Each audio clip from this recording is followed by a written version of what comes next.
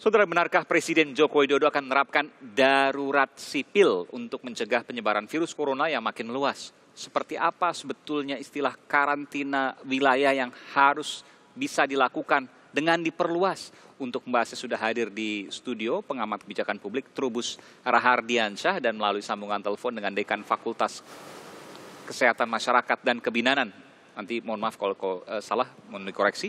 Universitas Gadjah Mada, Ova Emilia, serta melalui sambungan Skype sudah terhubung dengan juru bicara Presiden Fajrul Rahman. Selamat malam Pak Trubus, saya izin ke Pak Fajrul.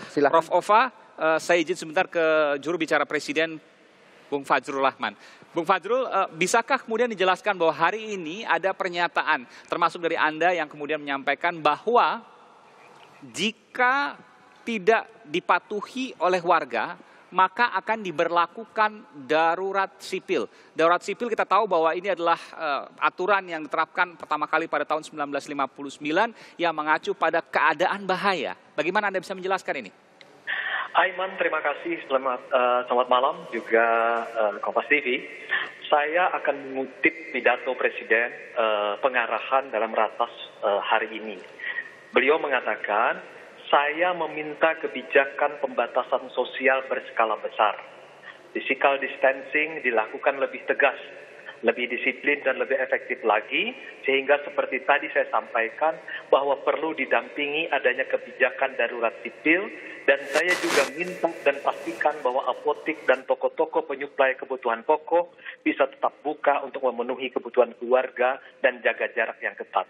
Jadi itu pernyataan langsung dari Presiden dalam arahan. Apa menjadi prinsipnya? Yang pertama adalah asas bahwa keselamatan rakyat adalah hukum tertinggi. Salus populi suprema lex. Kemudian yang kedua, Konstitusi Undang-Undang 45. Dan kemudian yang ketiga, yaitu Undang-Undang nomor 24 tahun 2007 tentang terkait dengan penanggulangan kebencanaan, dan kemudian Undang-Undang nomor 6 tahun 2018 tentang Undang-Undang Kekarantinaan Kesehatan. Adapun penerapan tentang darurat sipil itu hanya menjadi langkah terakhir apabila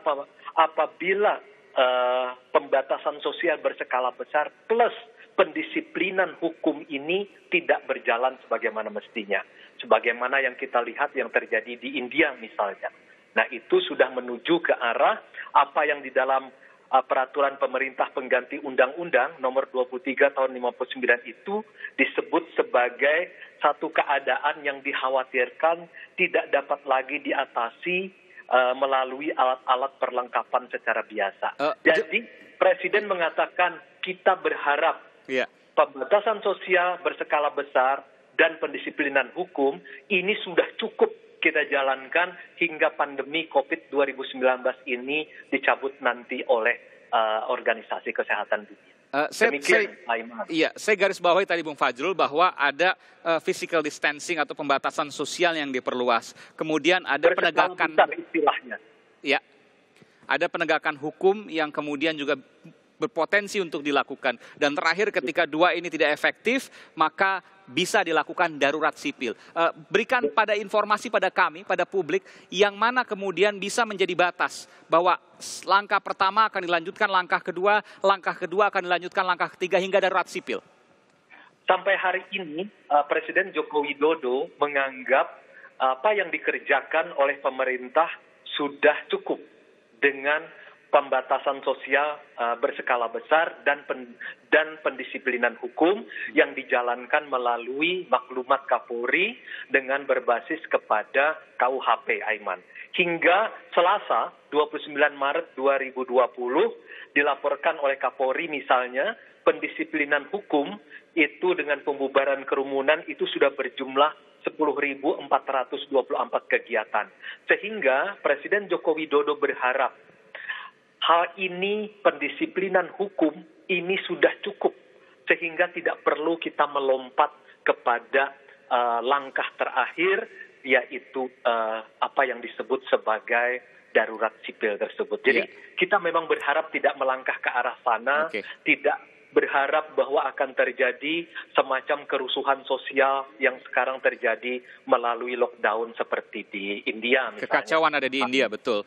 Saya langsung ke Profesor Ova Emilia, Dekan Fakultas Kedokteran, Kesehatan Masyarakat dan Kebidanan Universitas Gadjah Mada, Yogyakarta. Prof. Ova bisa mendengar saya, Aiman, Kompas TV Jakarta. Bisa, Mas Aiman. Iya. Selamat malam. Selamat malam, dokter.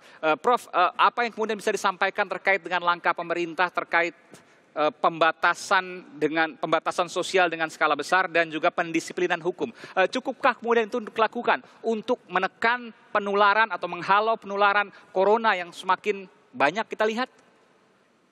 Ya, saya kira ini memang betul bahwa skenario yang paling baik pada saat sekarang ini adalah karantina atau mungkin pembatasan yang maksimal ya terhadap arus orang untuk beraktivitas. Nah, saya kira itu adalah hal yang bisa menekan penyebaran COVID secara masif ke tempat-tempat yang lain. Karena kita tahu bahwa melihat apa yang terjadi di Indonesia, bahwa satu daerah misalnya di sini epicentrum di Jakarta, terus kemudian sekarang terjadi peningkatan di tempat lain karena memang ada arus pergerakan manusia dari satu tempat ke tempat yang lain.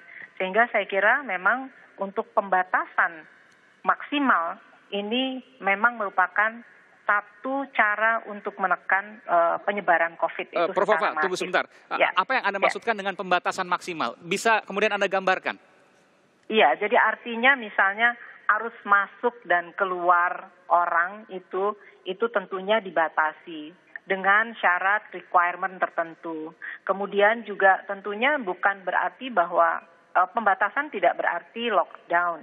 Jadi mungkin akses bisa diberikan tapi dengan catatan atau mungkin kepentingan-kepentingan tertentu. Misalnya? Terus tadi misalnya artinya dengan seperti itu tidak menghilangkan kemungkinan orang untuk mendapatkan misalnya untuk logistik, makan, ya. Jadi itu juga diperhatikan.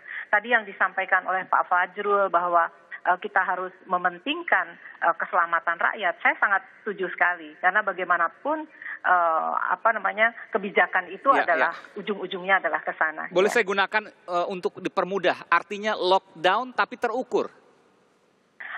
Saya kira jangan lockdown ya. Karena orang mengatakan sekarang ini saya melihat bahwa di tempat-tempat misalnya di kampung-kampung gitu itu sudah mulai membuat spanduk-spanduk lockdown. Ini saya kira juga memberikan arti yang negatif. Berbeda, karena terus berbeda. Ya. Saya ingin insightkan ke Prof. Ova sekali lagi sebelum saya jeda. Adakah bahaya yang bisa dilakukan, adakah bahaya yang muncul ketika lockdown itu dilakukan dari sisi kesehatan masyarakat?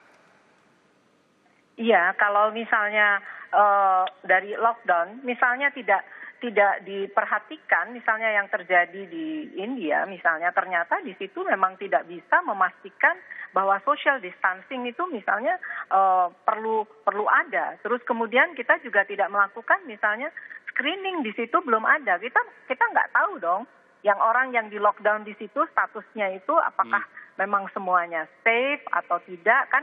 Ya itu juga harus dilakukan, jadi bersama-sama antara karantina dan juga screening itu tadi. Baik, jadi petanya belum tahu justru malah menjadi penularan baru di lingkungan yang ditutup itu. Iya, jadi saya kira harus dua-duanya dilakukan dengan simultan. Jadi tidak bisa kemudian langsung memutuskan penutupan atau lockdown, itu sangat berbahaya. Baik dari sisi kesehatan masyarakat yang Anda sampaikan tadi maupun dari sisi keamanan. Nanti saya akan bicara dari kebijakan publik juga kembali ke Bung Fajrul Rahman, Jubir Presiden, terkait juga dengan keterangan tadi bahwa darurat sipil itu adalah hal yang paling akhir yang mudah-mudahan tidak pernah dilakukan karena sifatnya adalah sebuah hal yang pamungkas atau kalau di dalam Perpu tahun 59 disebutkan dalam keadaan bahaya. Kita akan segera kembali lagi, saudara, tetaplah bersama kami di Sapa Indonesia Malam. Kami akan segera kembali saat lagi.